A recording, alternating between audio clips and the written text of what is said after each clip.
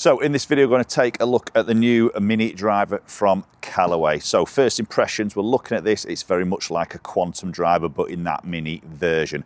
We're going to run through the tech on this, and we're going to maybe look at, is this a fairway wood replacement, or is it a driver replacement, or is it a little bit of both? We're going to test it in this video. Okay, so mini drivers, as I mentioned, they have become very, very popular for many golfers out there. Maybe golfers who struggle a little bit with the driver, looking for a little bit more control with the shorter shaft, a little bit, again, more control because of some loft, just to try and either get some control of strike or flight of golf ball and try and hit more fairway. So we've got the Quantum Mini.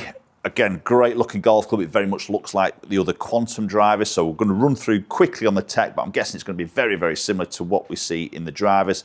But we've also got then some options in the new OptiFit 4 neck sleeve, and also a little bit of a spec option as well. We're going to hit them off the tee. We're going to hit them off the ground, outside as well, on grass, and see if this could be a 3-wood replacement for you in your game, or is it a driver replacement off the tee to try and hit more fairways. So let's talk quickly a little bit about the spec of the Mini Driver. So lengthwise, it plays at 44 inches. So typical drive length for Callaway is 45 3/4. So it's a good 1 3/4 shorter than their driver. A little bit of that control aspect. Head size is a 340cc cubic capacity. Drivers typically are 460cc. So definitely smaller than a driver, but it's bigger than a fairway wood. So a 3-wood is generally around that 175, 180cc.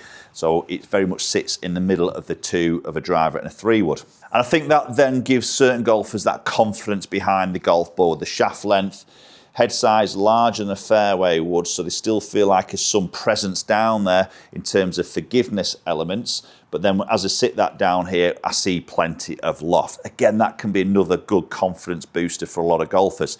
I've got the 13.5 degree head in my hands here. They also offer 11.5. So again, maybe a little bit of a option for you there. If it is going to be a driver replacement, you might go for the 11.5 potentially. Depends on your club delivery into the golf ball and your dynamic loft that you present. If it's a fairway wood replacement, then probably the 13.5 would be the way to go.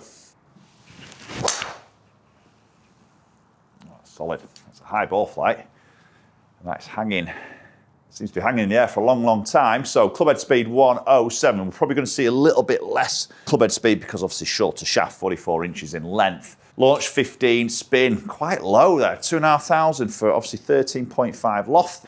259 carry, that's nice numbers, and a little bit of a higher ball flight. So as I mentioned before, maybe it's an option off the tee. Obviously I'm hitting these off a tee here at the moment.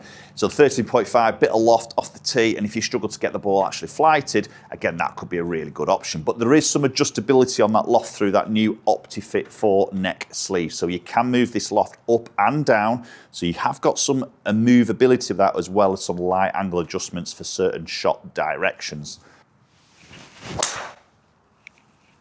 Okay, good. Another decent strike and very similar numbers. Again, really high ball flight there. Now, as well as changing loft around, if you look on the sole of the golf club here, we can see we've got 2 screws, or 2 weights, should I say, front and back. They're 2 different weights. We've got a 2 gram and we've got a 7 gram. At the moment, I've got the 7 gram one at the back of the head, which obviously pulls the CG back a little bit, typically tries to increase a little bit of launch and maybe a little bit of spin as well, and makes it a touch more forgiving on the miss hits. So you have got that adjustability as well. And obviously if you move that weight forward, you can just drop the launch a fraction, maybe a little bit of spin as well. Solid. Great sound to that. That typical Callaway driver sound. There's no real difference there with obviously that carbon, as we can see on the crown of the golf club. Plenty of it, gives that nice sort of solid muted sound. See, strike was a touch low on the club face there. See, that spin just creeps up a little bit. The carry's still there at 257, very consistent. Okay, so let's have a little tinker. So we've looked at that flight. I feel that's a little bit on the high side. So let's take this loft down. So I've done that through the neck sleeve now. So 1 degree less loft, down to 12.5.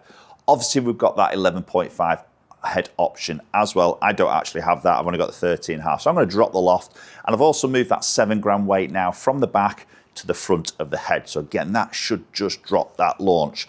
So visually now, in that playing position, I can just see that little bit less loft there. It's quite subtle, it's only a degree, but it does look to have a little bit less there. Let's see if that changes launch or spin.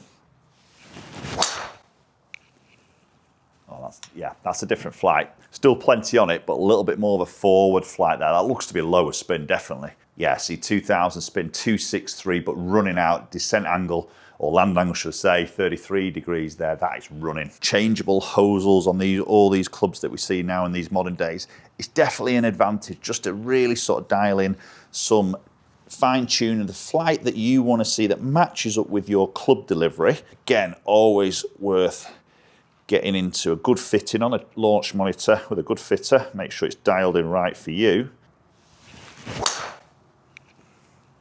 Solid. Yeah, quite a different flight that. Yeah, really nice ball flight. Again, that feels a little bit more low spin. Yeah, see 2.5 or 2,450. 263 carry, nice run out of 286. So straight away there, I think that length of shaft just gives me a little bit of confidence there that I am going to find the middle of the golf club a little bit more. Also gives me a bit of confidence of keeping that in play a little bit more as well. So it's always a great option there if you want to gain that bit of control. So let's get the Mini now off the ground and off some turf as we would do on the golf course. Now, they are featuring a new sole in the Mini Driver that they've never done before, which is the new step sole design. You can see that little ridge at the front, so it reduces the amount of interaction the club has through the turf, obviously from those fairway lies. I'm hitting this in the same setting as I just left it from the studio there on the TrackMan. So I've got this down at 12.5 and that heavy weight forward, which really is going to make it probably a tougher test off the ground in that particular setup than potentially having it back at 13.5 or of course increasing the loft and also moving that weight back. Now what I find here as I'm hitting these shots is it was still launching and I found it quite easy to sort of launch. And I even caught a couple a little bit low in the club face and they still did pretty well. So very easy to hit from the fairway, I found. Okay, so there we go. There's the new Mini Driver from Callaway. Post comments below. Are you a Mini user? Is it a fairway wood replacement? Is it off the tee replacement? Love to hear your thoughts as always. Thanks for watching the video and hopefully catch up with you all very soon.